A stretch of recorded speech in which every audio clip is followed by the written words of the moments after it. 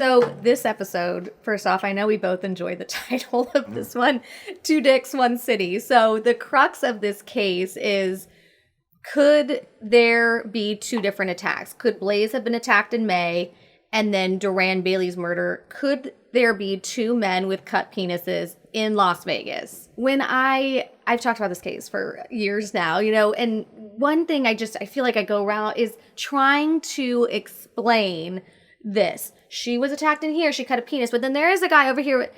How did you tell that story? The two different attacks, two penises. How did you tell that in a movie?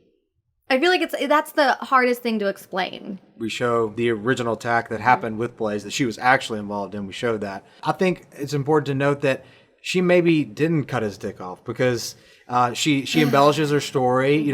She even says, "I don't know if I cut it off."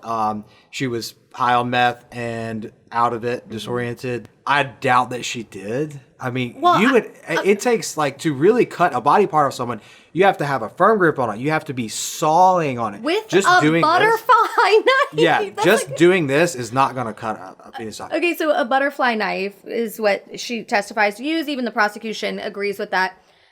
They're not, a butterfly knife is not even as sharp as a steak knife. Yeah. Okay. And another thing I want to touch on really quick is I've spoken to Blaze. I've interviewed her. The way that she talks, too, is she has this, side of her personality where she's loud and she's fun. And I can just imagine her being like, I cut his dick off. Not maybe smiling about it, but I can see her just saying that and not necessarily really meaning I cut a penis off, just being like, I cut his dick. Kind of, you know what I mean? Yeah.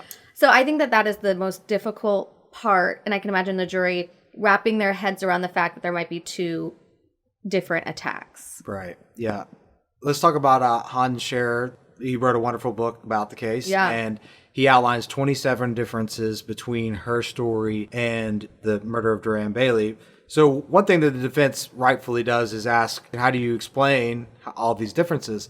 And the prosecution's rationalization of that is that they'll minimize their crime, even though they admit a little bit. They admit a little bit, but not the whole thing. So, sure. It's so hard because she's testified to this, even people, alibi witnesses, even people that admittedly did not like her testified to this, that she had thought that she killed this guy, and it was really weighing on her. And she was feeling depressed, and we talked about she had mental health issues, suicidal, and the prosecution, and I think that you're right that it was just weighing on her so much that maybe she was talking to people to try and get something. She went to Dixie Tinkin and she was potentially going to be put on some sort of antidepressant, and then that was actually kind of weaponized by the prosecution that wasn't she getting on, they almost used that, her guilt for possibly having harmed somebody as a tool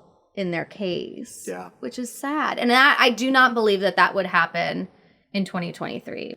Both locations had one thing in common that was very interesting. There was a Flamingo Street, a West Flamingo Street and East Flamingo Street near each of the locations. Yeah. So Las Vegas, the roads, you can stay on one road for an hour. So Flamingo runs from one side of town all the way to the mountains, pretty much. So the fact that it was Flamingo, you could be 30 minutes away. Yeah, she was listing off streets and places nearby. She was trying to remember where it was. But she gave exact locations that they could have verified what Flamingo she was talking about. Right. Yeah, which Flamingo, right. Yeah, the prosecution kind of used that because she just said the word Flamingo. Period. And there was a Flamingo. Yes.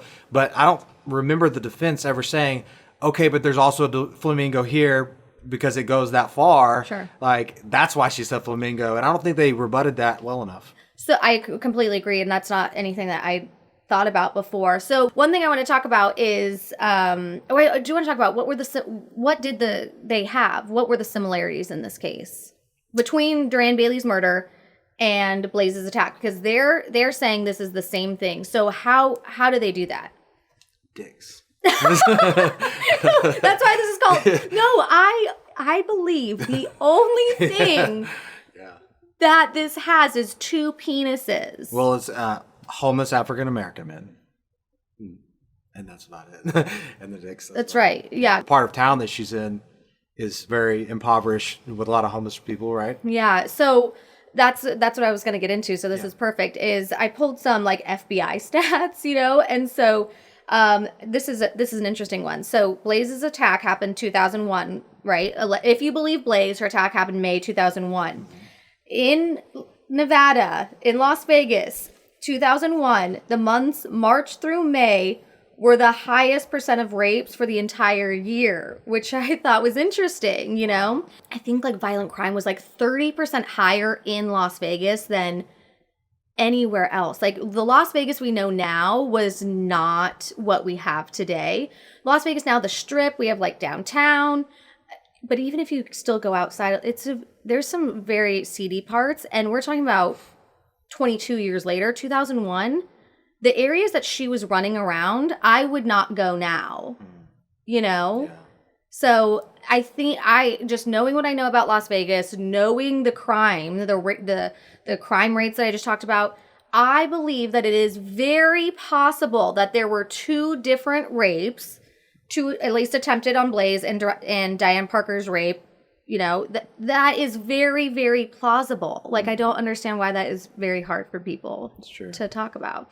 And I jotted this down. We can cut this if we want, but to give you an idea of how many rapes were happening in Las Vegas during this time, right? I covered a case in 2017. A man was arrested for rape. The rape happened in 1997. So what is that, 20 years, right? Mm-hmm. So 1997, this rape happened. 2017, he's arrested. They just got around to testing the DNA, the rape kit. That's how many rapes were happening in Las Vegas. There is, and I've done stories on this, like this, people campaign on this. There is such an extreme backlog of rapes and rape kits that they're just, and so that's another reason I think they just weren't investigating. It's like, we're overwhelmed. And Diane Parker is exempt. That's right. And so if they had investigated that rape, maybe Duran Bailey wouldn't have died. That's right.